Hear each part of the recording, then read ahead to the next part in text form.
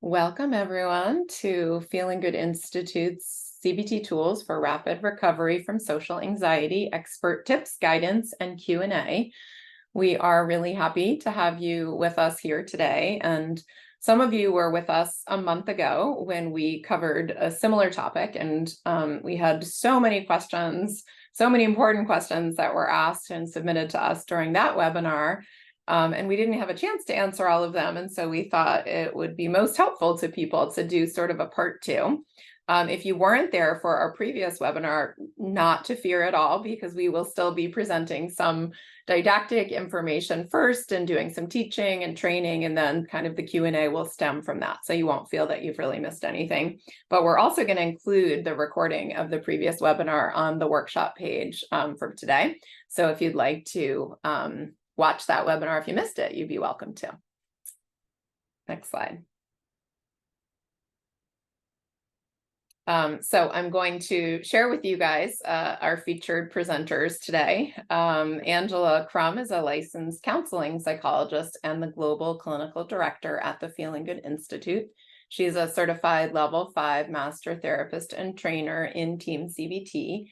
With nearly 2 decades of unwavering commitment to the field, Dr. Krumm has cultivated a wealth of expertise in the application of CBT, with a particular emphasis on addressing anxiety disorders and a special focus on enhancing social skills. She's been featured alongside Dr. David Burns, covering many topics, including curing social anxiety with flirting training. And Dr. Krumm's dedication extends beyond clinical practice as she imparts her knowledge to therapists locally and internationally doing these kinds of trainings. Our next featured panelist, LJ Davis, is a licensed professional counselor serving clients online and in person in Carlton, Georgia. He's a level 4 Team CBT trainer and has been treating clients for 15 years.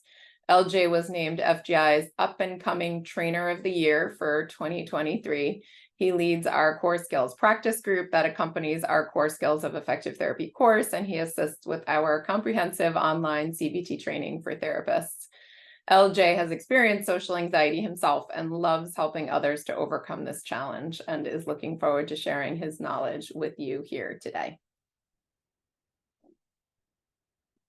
And I won't be introducing myself, but I'm Jill Levitt, and I'm a clinical psychologist and also the director of training at the Feeling Good Institute. I guess I am introducing myself. I wasn't planning to. And I have, I think, over 20 years of doing cognitive behavioral therapy and have been training and teaching therapists for many years, and really love treating anxiety disorders and helping therapists to get better at treating anxiety disorders, and especially love the topics that we're going to be covering today. I will just tell you a little bit about Feeling Good Institute, and then I'll turn it over to Angela and LJ.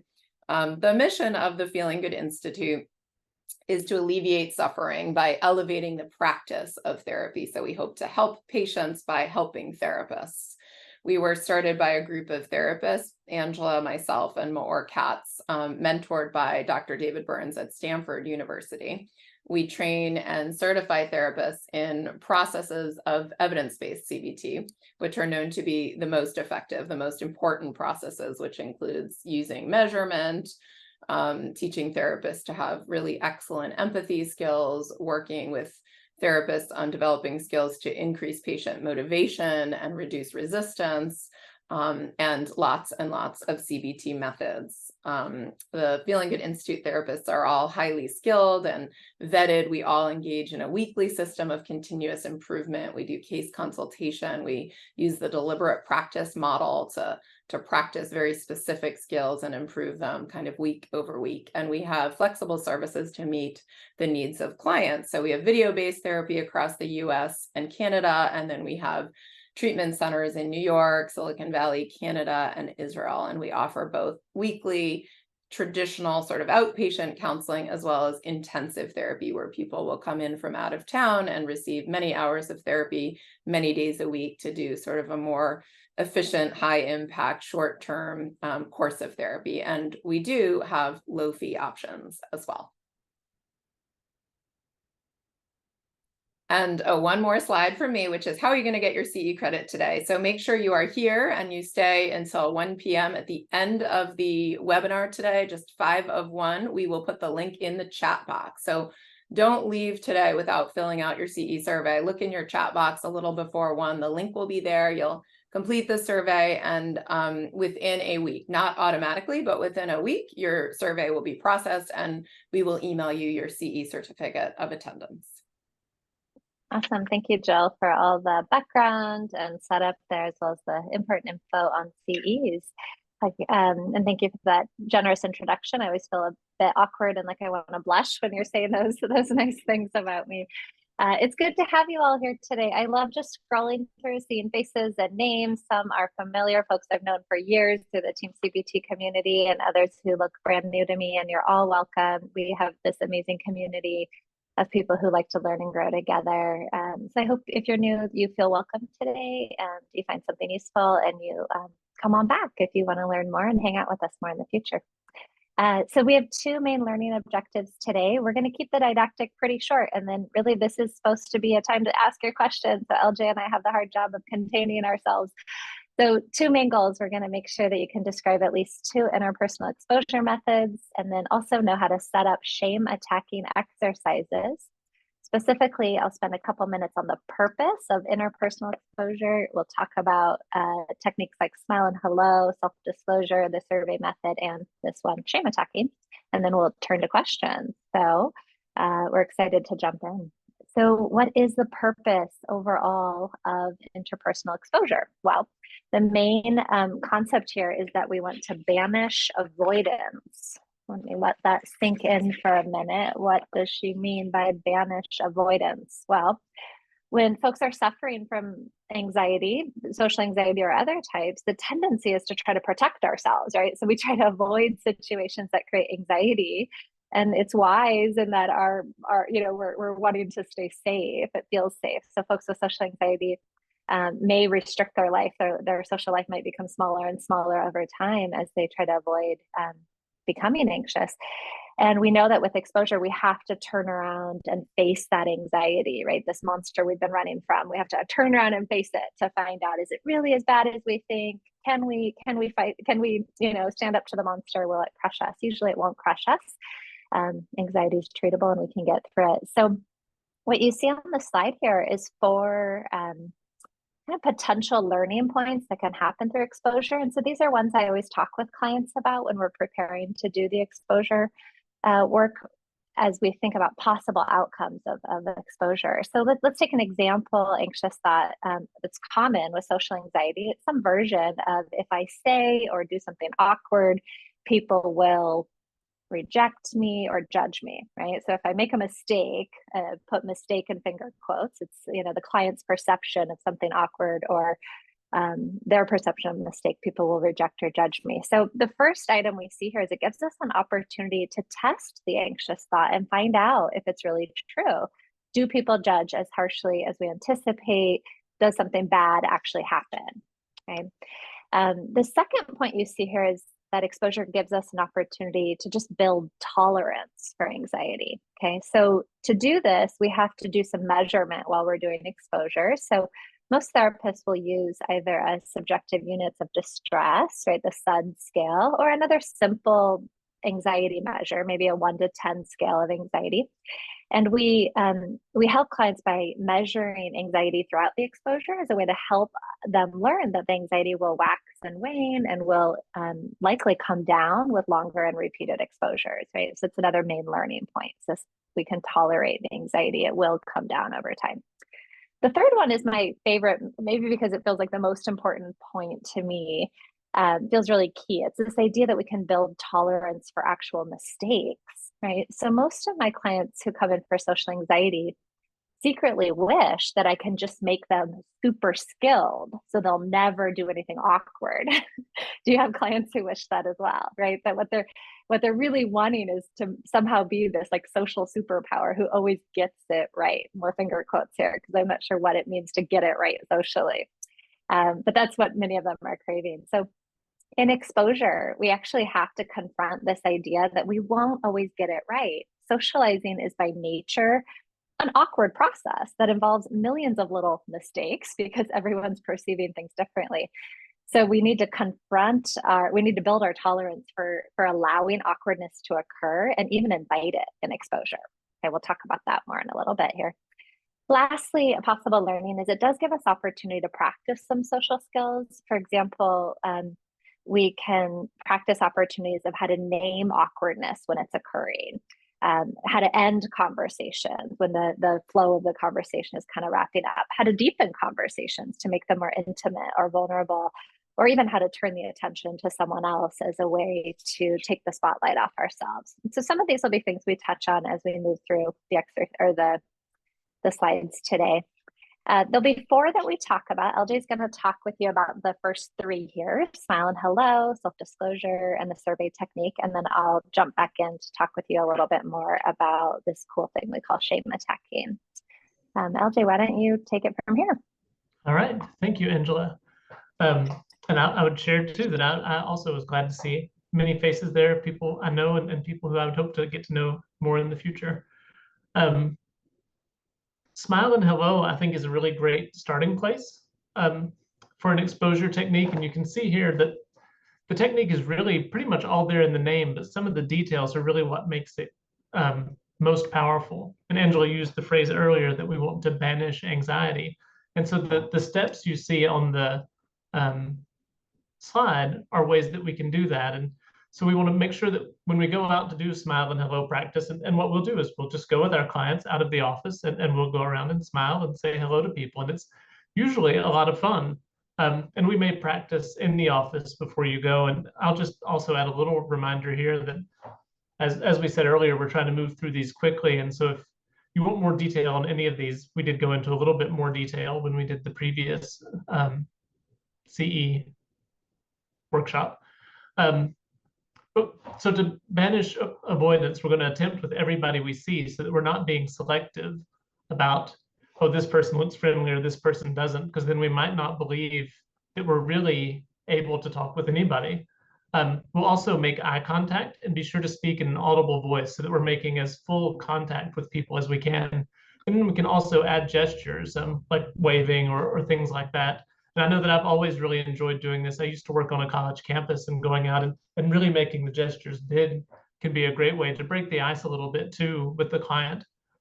And when we're doing this, we also want to help the client prepare for the outcomes. And the way I see it, there are 3 possible outcomes with each encounter. My experience is that most people respond one of 2 ways. They're either friendly or maybe a little bit quizzical about a stranger coming up and saying hello, just depending on the context and that particular person's mood. There's also a fair number of people now who will be involved with their phone or have their earbuds in and may not even notice.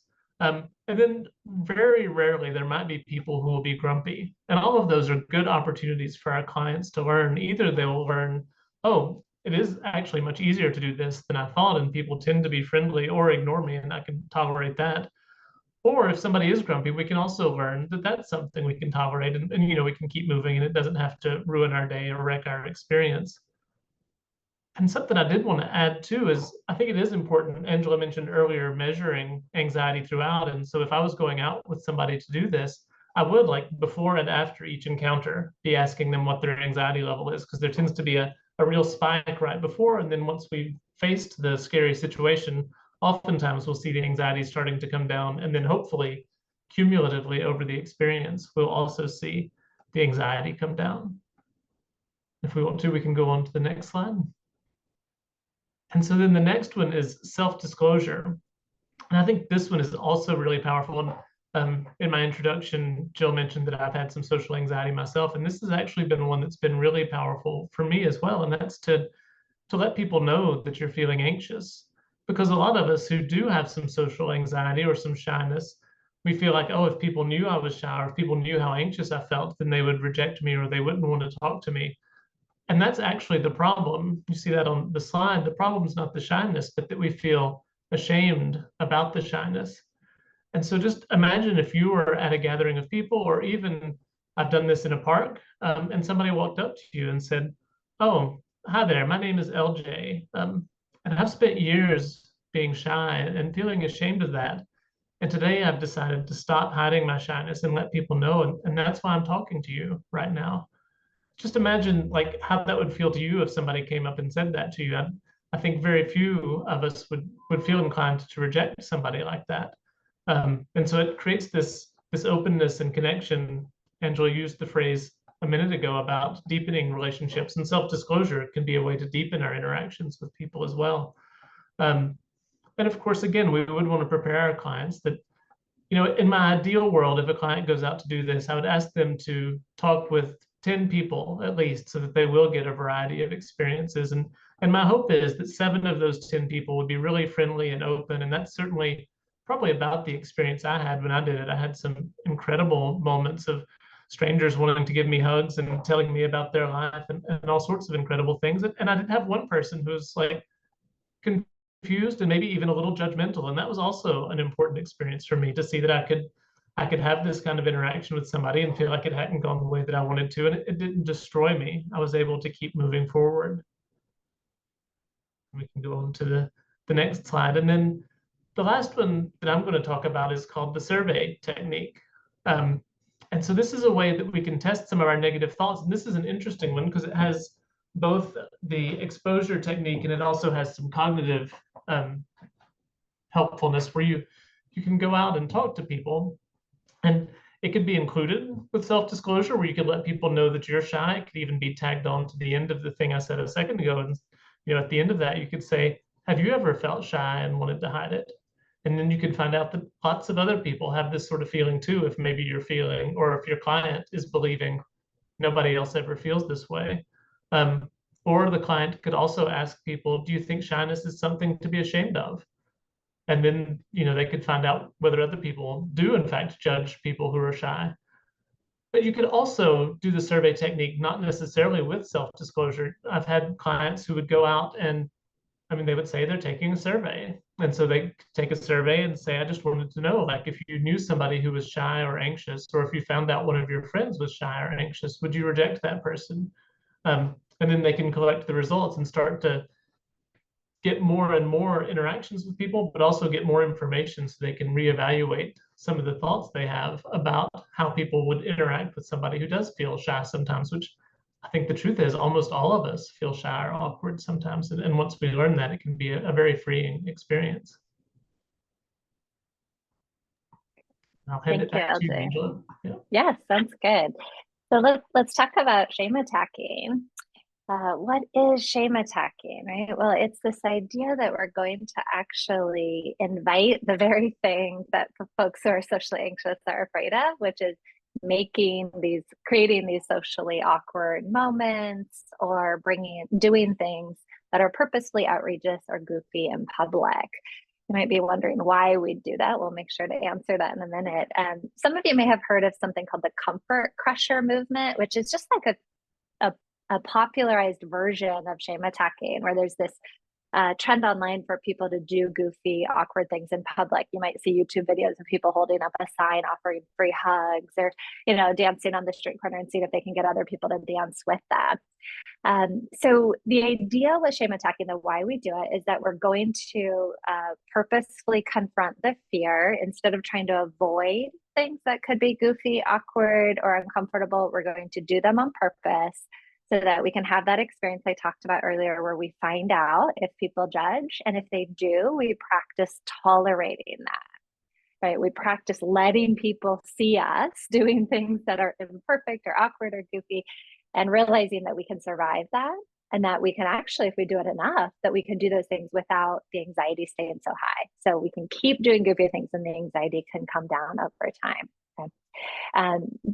If you're interested in more research on this, so we call this shame attacking in the Team CBT community. Burns has popularized it with that language. In the research literature, they'll more often refer to it as social mishaps. So if you want to dig up the research on it, that's how you'll find it referred to. So let me give you some examples of it to bring this to life. So lots of ways you can do shame attacking. It really is only limited by the creativity of yourself and the client that you're doing this with. In our community, we do believe that you should try things yourself before you ask your clients to do it. And so Most of the therapists who have been part of the Team CBT community have done these things either together or on their own as part of their learning and growing. One example I'll give you today is about Arnie Oliveira, who I think is here with us today. He's one of our FGI therapists in Florida. Awesome, dear guy. And he was out in California with us for a retreat we had for our FGI therapists this past year. And we all went out in this little beach town and we're doing shame attacking. And Arnie decided he would stand at the edge of the beach and find one of those warning signs that has all the rules of the beach. And in his loudest voice and with full, as if he was on a stage in a theater, full volume, read the warning signs to the entire beach, right? Large waves will create destruction. Do not open beer bottles, right? And he's just announcing these, and passerbys are just kind of having to like wonder, why is he reading things so loud? And he had a big smile on his face and did it draw attention? Absolutely. Did it make him uncomfortable? Probably, although Artie's pretty low anxiety on these things, I think. But he definitely was inviting the shame, having to tolerate people's reactions, whether they were judging or not. Okay. The second example I have here is a fake name, but a very real client who's been near and dear to my heart. And this is someone I spoke about in the CE last month. And so if you decide to go back and watch that, you can hear more about Kia's story. Kia I'm referring to here as the reluctant dancer because she was terrified of doing shame attacking, and it took lots of sessions of cognitive work before we were ready to have her do shame attacking. And we had to start with many of the things LJ described to build up, right? We just had to start with trying to say hello and smiling at strangers, and we moved on to something that was a bit harder where she had to ask questions in stores of customer service folks, because even that felt like awkward and burdensome to her to ask questions of people who worked in stores. And as we built up in our hierarchy, we eventually got to doing what we call silly walking, which I think that's like an old Seinfeld term, that's something Elaine used to do on Seinfeld. But the idea is like, can you walk down the street and as goofy as a way of possible? And that could look like anything. You might be doing high knees, you might be twirling, your arms might be swirling. It could start to feel like dancing, depending on what feels right for the client. And so Kia was doing some combo of squat, high step, back turnaround, and we finally got to the straight corner and she just started dancing, full arms flowing, no music around making it up. And so Kia was a very reluctant dancer. It took us a long time to get there, but really powerful shame attacking for her. So to bring to life the why we do these goofy things in public, let me tell you some of the examples of what Kia learned from this shame attacking exposure.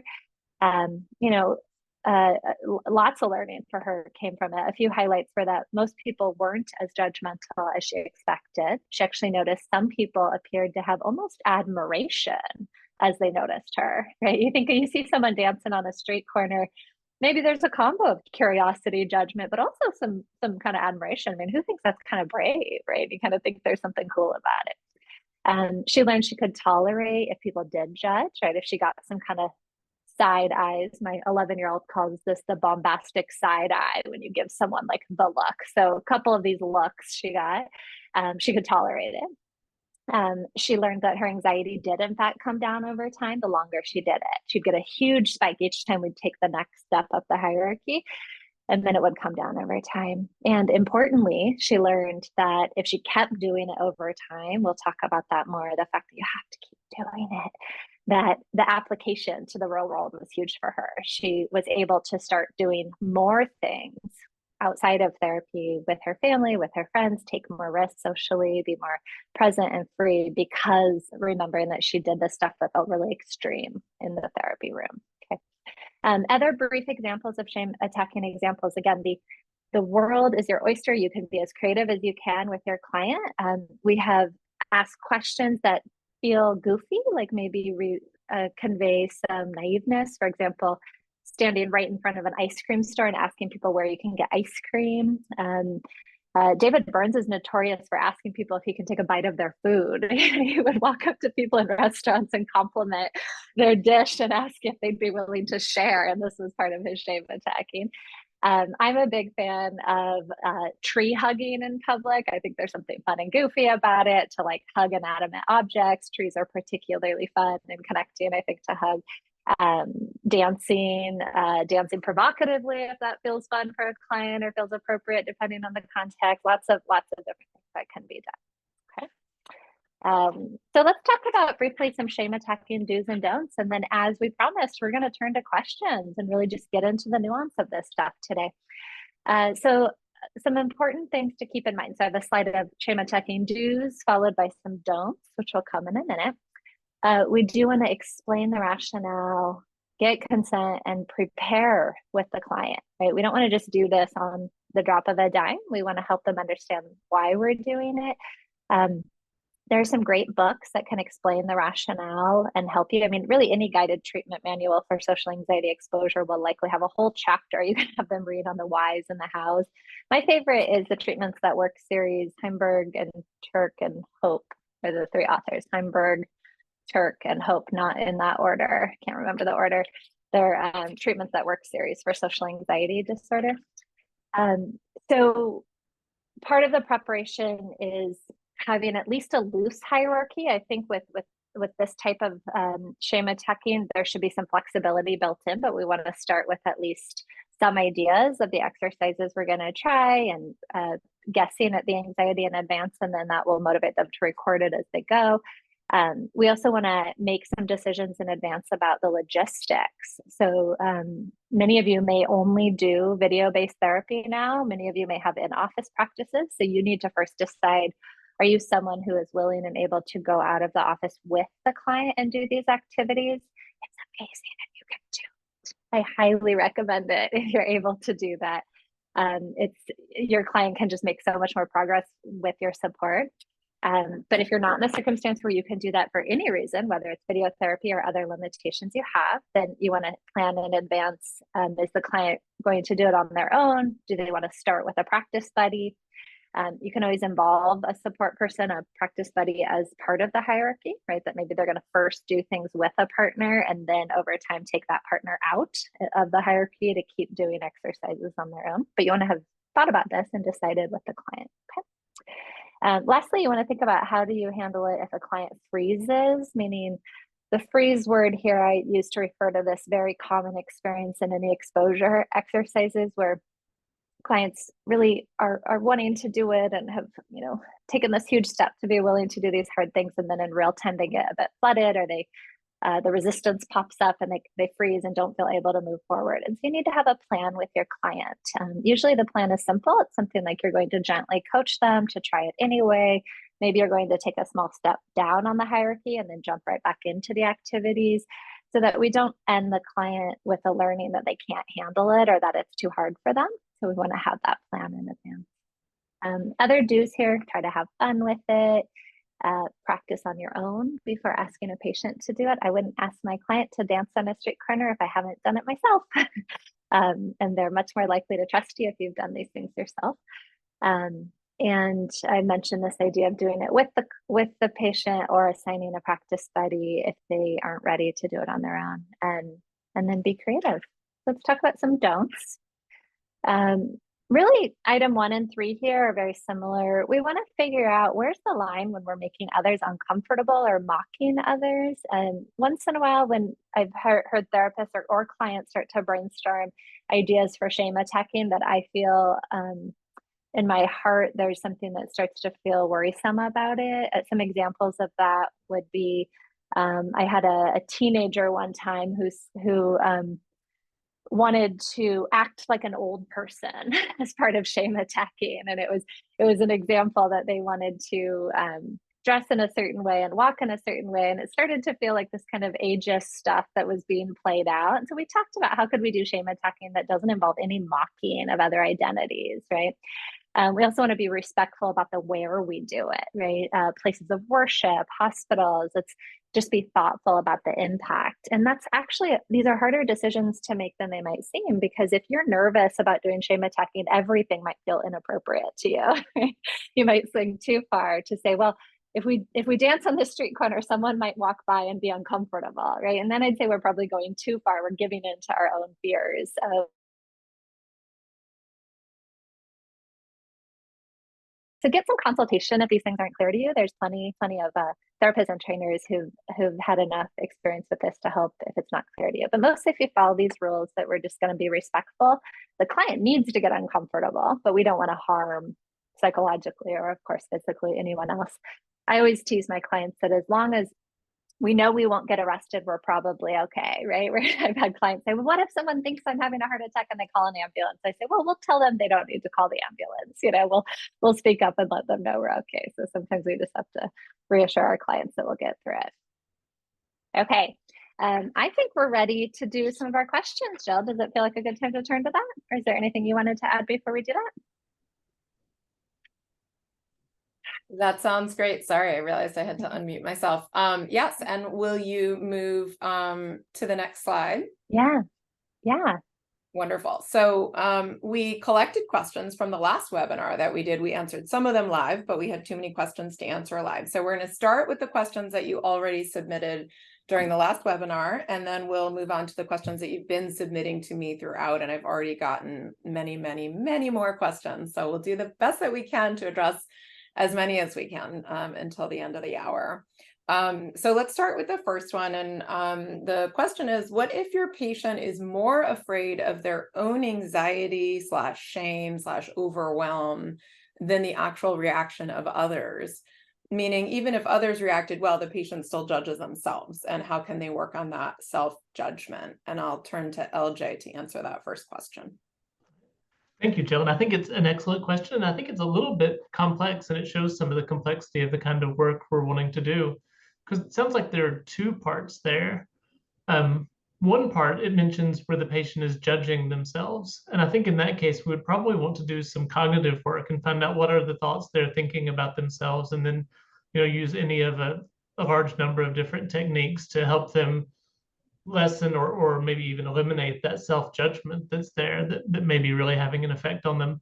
So the other part is it says, what if they're afraid of their own anxiety and overwhelm?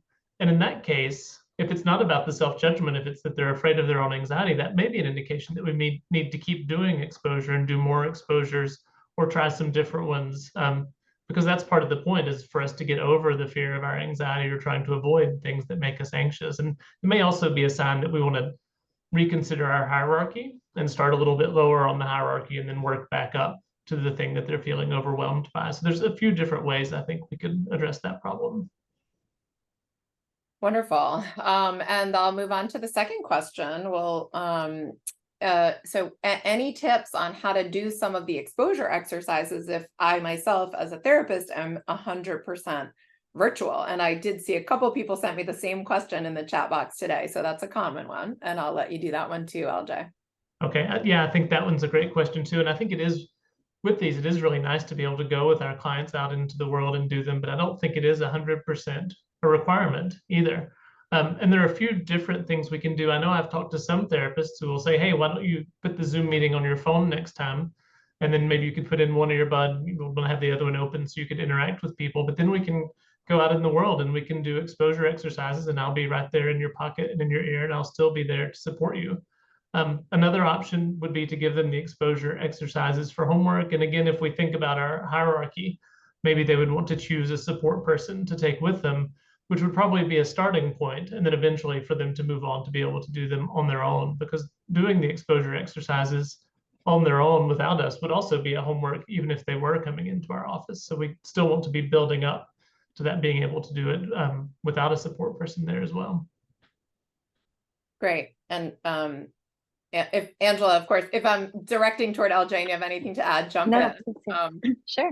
But let's move on to the next question. Is the standard practice that we have clients do exposure outside of the therapy session? So that kind of overlaps a little bit, but Angela, do you have anything to add about that? Yeah, I do have a couple of comments, because I think what it speaks to me or makes me want to share is this idea that in general with exposure, we want to do as much as is needed, as often as possible, for longer with shorter durations in between until the anxiety has come down. So when someone asks me, am I supposed to do it during session or out of session? Am I supposed to do it in between session? Do I need to be with them or not? The answer is just do more until they feel less anxious. So I do think starting with opportunities in session is an awesome way to start. It will support your client.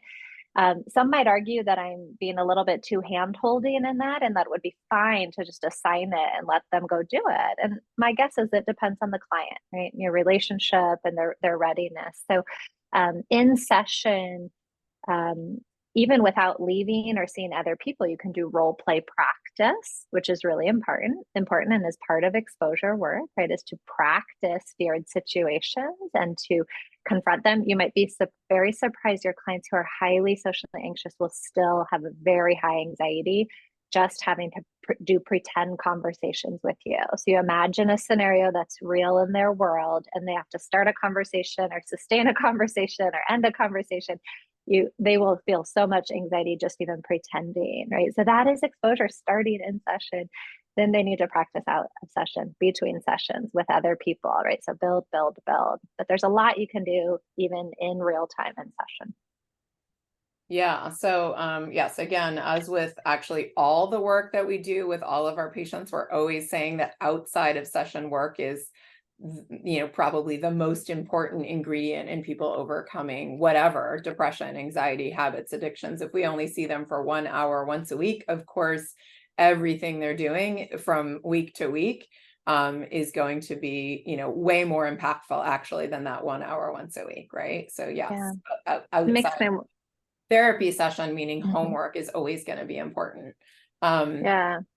Can I add just one piece? Because you said sure. something so important there, which is that that's why at FGI and really within the larger Team CBT community, we love this model of what we call intensive therapy, which Jill spoke to earlier, which says, let's let go of this need for 50 minutes once a week, which is a really hard way to do exposure therapy, right? And if you have flexibility in your practice to do longer or more frequent sessions with exposure work, the impact can be so much more profound. Obviously, not every client can afford that, or not every therapist can provide it, but in the circumstances where it's feasible, it's really powerful. And so when we have clients either fly in or local clients who work with us in intensive therapy, we'll do hours of exposure, of course, with breaks, and really make tremendous progress over the course of just a couple of days. Jill, do you want to take number 4? Sure. And I'm getting a lot of notes. I'm trying to multitask here. I just wanted to share that this is like supporting what we're talking about today, but Andrew it's just sent me a note saying from the FANG article, that's one of the references we talked about with social mishap, which is what they call shame attacking in the literature. Andrew's sharing with me to share with all of you, early data suggests that treatment protocols that incorporate the social mishap exposures, which is shame attacking, show considerably greater efficacy than traditional CBT protocols, which are typically associated with only moderate effect sizes. And exactly, I think what we're saying, there's no one size fits all, but certainly in the literature and in our clinical experience, cognitive therapy is very useful and very helpful, but typically you need to be doing exposure in order to help your patients get over their anxiety, and exposure that specifically kind of targets that fear of messing up can be so liberating and helpful for patients for a variety of reasons, kind of those 4 reasons that Angela gave on that earlier slide. The 4th question here, I'm happy to answer. That is, any specific regulation techniques you would suggest to use with clients during the initial exposure exercises if they feel high levels of distress?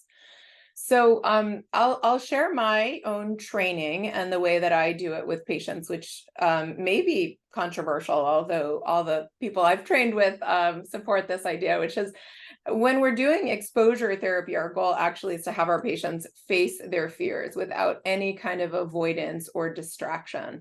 And so I don't teach patients any kind of emotion regulation strategies to use while they're doing exposure. I really want them to learn that they can actually handle the experience, they can handle the anxiety, they can handle the, mild embarrassment, these kinds of things. And so what I would do instead of teaching them a regulation strategy if they feel high levels of distress is I would more turn to your hierarchy. I would say you need to find a way to make the experience that they go into feel, tolerable, if that's the right word, but to basically create a hierarchy, right? We're not going into the hardest situation first. We're going to start with something that's going to be anxiety producing, right? It has to be anxiety producing for it to be exposure, but where they're going to be willing to do it. So if we have a hierarchy of 0 to 10 or 1 to 10, maybe you start with a 3. And they kind of build their tolerance and their acceptance of mistakes and things like that. And then we move up the hierarchy. Because I find that if a patient goes into an exposure with an intention to control their anxiety, which is generally the idea of a regulation strategy, I'm going to try to make myself feel better, it's kind of counterintuitive to what we're actually trying to help them to accomplish. Should we move to the next one? We have a few more questions, and then I can turn to some live questions that we have too. Sounds good. This number 5, let's see. So how do you modify exposure techniques for middle schoolers? I worry because the response of peers can sometimes be so mean. Do you want to take that one, Angela? Sure, happy to. Yeah, I mean, my heart goes out to any child being treated meanly by peers. And I do think we want to always be sensitive to the individual client in front of you and what's their circumstances, what are the real barriers they're up against that might make situations less safe, right? Last time in the CE, we talked a little bit about prejudice and bullying and these situations where we want to have done a really good assessment to understand the factors that someone's facing, what's social anxiety and what's like legitimate unfair situations in their life that we want to be thoughtful around. Broadly, though, with middle schoolers, with younger kids, we want to remember, as Jill just said, that we're not trying to make it super comfortable where there's no judgment. The idea with interpersonal exposures, they have to get used to making mistakes and being okay with those mistakes happening and tolerating the anxiety of engaging, even if it's imperfect in their engagement. And so again, we'd want to have a hierarchy that really respects where they're at, what they're willing to try with, and maybe a lower items on the hierarchy will keep them far away from known peers, right? Maybe they're going to first do shame attacking around folks that are very different age group or away from their peer group and kind of take steps on the hierarchy closer and closer to their peer group where they're afraid of reactions. They also might benefit from having some social skills training of how to handle it if there are negative reactions. So let's say that a child maybe isn't even doing shame attacking, but is trying to just engage more people on campus with smile and hello, or maybe doing some self-disclosure, just starting more conversations. They might need a little social skills training of how do you respond to a critic, right? For someone who does tease them or is unkind. And luckily there's great literature out there about that. One of my favorite books for younger kids is around this topic is Stand Tall, Molly Lou Mellon. It comes from ABC Reader Project Cornerstone Project, which is an initiative of the YWCA that's an anti-bullying project. And the child in this book just models shame attacking and self-disclosure with tremendous self-acceptance, and even models in the book how to respond to the critics. And so I think those types of books can be helpful for the younger kids to kind of see an example of someone who's putting her true authentic self out there, doing things that might be perceived as awkward by others, and really kind of owning herself and feeling good about it. So you can play with those things. Okay, great. So how do you address when patients say that the exposure practices are not generalizing to their real lives? Like it's easier to do silly things in session, but in real life, it's still quite difficult to push past the shame. Angela, do you want to start us on that one? Yeah, I'll take this one. First of all, I'll say it's very commonly a concern of clients before they try the exposure. They'll say, how will this apply? And that's true for a lot of exposure situations, even outside of social anxiety, that it takes clients a bit to kind of buy into the approach that if I do these silly things with strangers in therapy, how will it actually make me feel better? Often the learning, again, remember the goal is for them to face the fear, tolerate anxiety, the anxiety will come down, and that learning does stick. Our brain really does start to understand that we can tolerate more than we think we can, and that the feared outcomes are things they can manage. And so almost always it does generalize.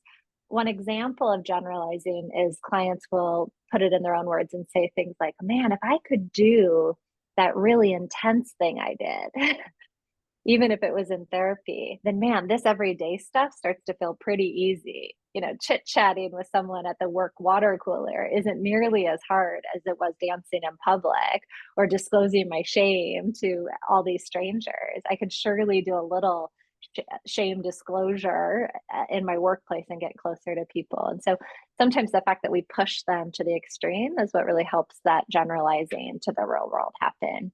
LJ or Jill, any other thoughts you had on that? There's probably lots of ways to think about this one. One thought I just had was it can be surprising sometimes how things generalize. And I was just thinking about my son, actually, who's got various things that come up as anxieties. And one of them was a fear of heights. And we went to some high places. And that was enough to like build his confidence that then he was also able to be more social. And there's no obvious connection between going to high places and being able to be social. But I think his confidence that he could feel anxious and do something then translated even into other spheres that weren't connected to the fear of heights.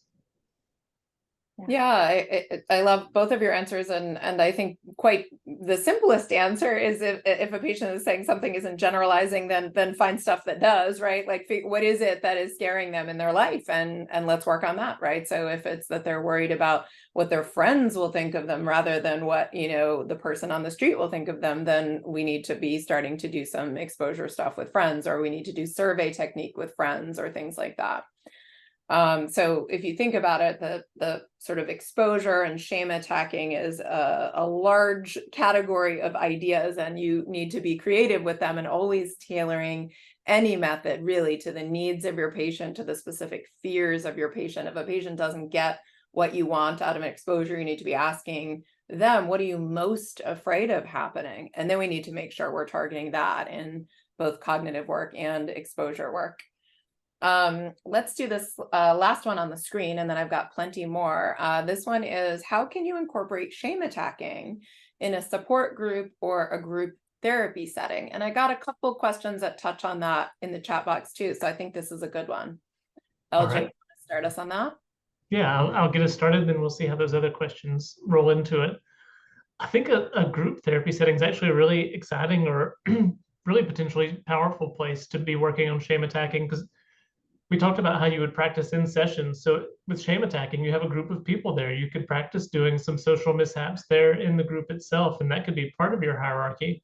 And then not too long ago, one of FGI's therapists, Craig Gilkey, posted about with a group of college students then going out and doing some shame attacking on the college campus. And so, depends some on the setup of your group and how you could discuss that and set that up with people. But I think that would also be a really powerful opportunity and would be a way, again, to help people launch into it and maybe make it a little bit more comfortable to get started. Because if we're out doing something with a group, it can lower the anxiety a little bit. And then they may still want to go on and do some solo practice as well. But I think having a group would be a really powerful way to get things started with shame attacking. Typically, we think of, I'm not currently running any kind of social anxiety groups, but I would love someone to do that at Feeling Good Institute. We oftentimes find that groups are really powerful places to be practicing exposure, and you kind of have the audience built right in, and you can do survey techniques and all of that. So yeah, I think that's great. So I'll turn to some questions. Some more questions that we've gotten, and we probably again won't get to all of them, but we'll do some of them. Let's see. Someone said, maybe this is related to what we said, so we can clarify this. Someone said, I'm curious about people's experience with these techniques being used in small communities. For example, smile and hello when most people know each other, or self-disclosure or shame attacking. Again, when you know some of the people that you'd be doing this with or in front of, because maybe we've given people the impression that we usually do this with strangers. So the person is asking, do you do this, or what are people's experience when people practice smile and hello or self-disclosure or shame attacking in groups of people that they would already know? I think it's a good question. I'll jump in for a little bit, though. I'd love to hear what Angela or what you would have to say too, Jill. One thought that I have would be, again, to go back to the idea of a hierarchy, and maybe if somebody would find it more challenging with people they know, then they may have the opportunity to travel. I know I've done that with people before, when, go to the next town over and do some of these things. Or for myself, I went to Atlanta and went to a park where I could practice self-disclosure rather than doing it in my somewhat smaller town to get started with. But then if it is important for their exposure, then they may need to be doing it with people who are familiar as well. It's not going to just stay with strangers. In fact, we're hoping that it will generalize so that they can do it with people who are familiar. And depending on the extremity of a shame attacking exercise, they may want to tone that down depending on the location. But we want them to be able to do these things with the people who are important to them. Exactly. Yeah. I think, yeah, we have so many questions. So yes, I think that was a great answer. And the idea is we actually want them to be doing it with people they know. So that is not a drawback. That's not a problem. That's kind of the goal. And in fact, smile and hello can even make people friends. We had a great story, which I won't go into great detail, but great stories about people doing rejection training in their own environments. A friend of ours from the Tuesday group from many years ago was doing a rejection practice, kind of collecting rejections just from various people at the gym, and despite his best effort to get rejected, ended up being asked out on a lot of dates. So we want to use our own environment.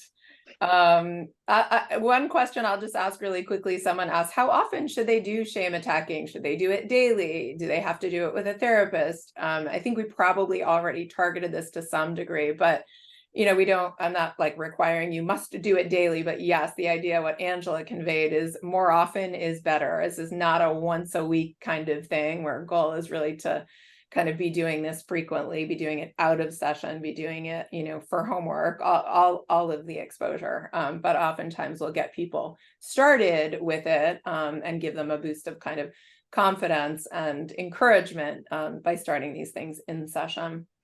Angela, I have one that I think you had personal experience with, but correct me if I'm wrong. Debbie asks, how do you work with a client who turns very red, which prompts feelings of shame and perceived judgment?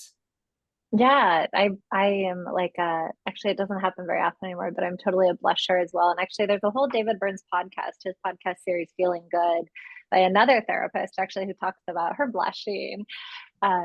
So with any physiological arousal that is obvious, with social anxiety, clients become very fearful of that being seen and noticed by others. And that alone can, trigger a whole slew of anxious thoughts about how people react or what they'll think of them if they notice their anxiety. And really one of the most powerful techniques, of course, you can start with cognitive work of working against the distortions that say it's so bad to show our physical symptoms, because wouldn't it be cool if we could talk back to those thoughts and be more self-accepting? But in terms of the techniques we've talked about today, self-disclosure is such a powerful way to manage any physiological symptoms. So your client who gets shaky, or maybe you get flushed or blush, maybe you get that dry mouth thing when you talk, when you're anxious, or it gets kind of sticky sounding. These are all such normal situations to have. And almost always the key is to name it, right? We name it, and it either normalizes it socially so we can all move on and let it be, or ironically and quite powerfully, sometimes the naming of it really reduces the impact. So it's still fairly common. I will start presentations naming my own anxiousness and the fact that I very well might blush, and I'm not feeling that way today, and it didn't feel genuine to need to say it. But I love modeling that for clients, and I have clients name all kinds of things about themselves that they've previously thought it was better to try to hide, right? Because that's feeding the shame. So even clients who are insecure about something about their body, their height, their weight, I have had a client who had a kind of a gait shift as he walked, and he thought his job was to try to hide that from people. And he felt so much better when he'd name it for other people and make that something he could talk about. And suddenly he felt more comfortable with it, and everyone around him felt more comfortable, and it was beautiful. One question that I'll take, a quick one, is what about a patient that has test anxiety and the fear of her heart pounding during tests? An imaginal exposure technique that this therapist tried did not bring on the physical symptoms. Any ideas for doing exposure for the pounding heart symptom that happens during test taking? Well, this is my favorite thing to talk about, so I'll be super brief. But yes, for this therapist who's asking the question, there's something that's called interoceptive exposure, and you can look it up to learn more about it or take one of our trainings. But essentially, you could have this patient do jumping jacks, do exercises to elevate their heart rate, and do practice tests while doing that, or just simply do it on their own. The goal is kind of, again, exposure, right? If what the patient is disturbed by is a pounding heart, then we want to actually bring on the sensation of the pounding heart. I'll also use this opportunity to say briefly, I do run a monthly consultation group actually for therapists who want to learn more about using exposure with anxious patients. LJ is in the group with me, and I would even call him a co-leader because he's, you know, so fantastic in his role playing and things like that. But we meet monthly for 90 minutes, and this is all we do is talk about how to use exposure to help patients with anxiety disorders. Let's do one more question. Oh, there's so many good ones. Let me just think. How about this takes us in a slightly different direction, so it might be helpful. Any suggestions for how to help socially anxious clients whose triggers involve dealing with overbearing and or angry people?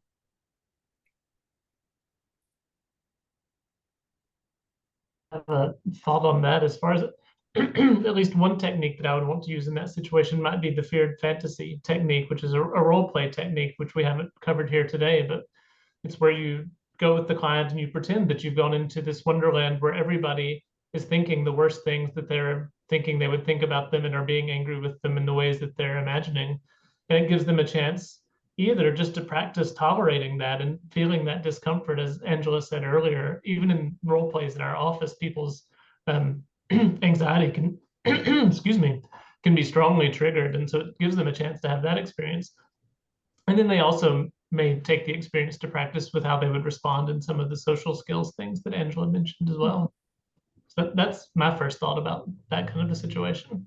Yeah, absolutely. And I was going to say it can take us in the direction too of, in general, I always want to know, what is the patient most afraid of? So are they afraid of saying no and then getting yelled at? Are they afraid of rejection? What are they most afraid of? And then you may be like, in other words, if they always get walked all over, then you may actually be working with them on how to say no, right, to an overbearing person. And that would be more of like a communication training kind of situation. Or we teach patients something called the 5 secrets, which is a way of communicating.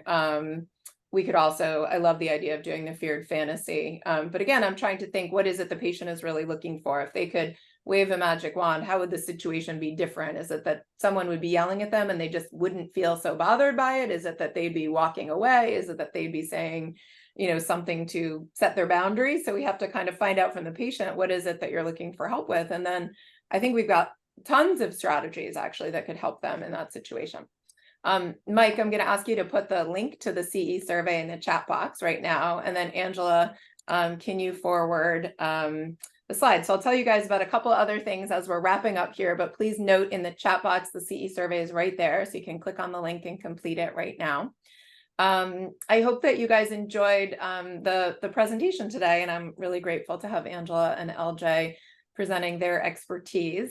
We are offering these monthly, so we're skipping the month of January because it falls in the New Year holiday week. But the next time we'll be getting together will be on February 7th for a different topic called Mind Over Matter, using CBT to conquer temptation and establish healthy habits. And that'll be led by Richard Lamb, and that'll be for CE credit. Next slide, Angela. Mike, people are having difficulty with the link. Maybe you can test it out and make sure you're using the right link. And then I will also say that if there is truly a problem with the link, then I will make sure to email it out to all of you today, if that's, you know, if this is like a not fixable problem. And you have my apologies. There's a problem with the link, Jill. Oh, that's not good. So the link that I forwarded to you is not working. that's correct. It says it's not accepting responses. Okay, so I will, so we hear you, and I will ask the person who created the link to take a look at it, and I'll make sure I email it out to you guys today. So just in wrapping up, there's another, you know, wonderful training that's on the screen right now called the Fast Track. I won't go into detail about it because we're kind of running out of time, but if you're trying to figure out how to really elevate your CBT skills, this is a way to get you from kind of dabbling in CBT to feeling that you have, you know, far more skills to get you from level 1 to level 3 in team CBT certification. And we're offering 34 hours of training. It's kind of a hybrid model of some asynchronous training and then live online practice groups. And if you do register, you want to make sure you use the code SAVE180 that's on the slide so that you can get 34 hours of training and 34 CEs for $595. And then Angela, can you just move to the next one? So I will send you the CE survey when it is corrected and make sure you guys get your CEs. And then if we can move to the last slide, I just want to say thanks to everybody for joining us today for this wonderful webinar and Q&A. And thanks again to our presenters. If you're considering furthering your expertise with us, we offer certification and training programs. And if you have any questions about them, feel free to reach out to us at certification@feelinggoodinstitute.com. If you know of anyone who you think could benefit from our services, a friend, a family member, a client, you can see therapists who are available on our website at feelinggoodinstitute.com. And we hope that we're helpful to you. We're excited about these monthly webinars, and I've been getting a lot of nice chats from people saying, thank you so much for offering this free resource. So we are here to support you in any way that we can, and we hope that you have a great day. Thanks, everybody. Thank you, everyone. Thanks, everyone. I hope to see you at the next one.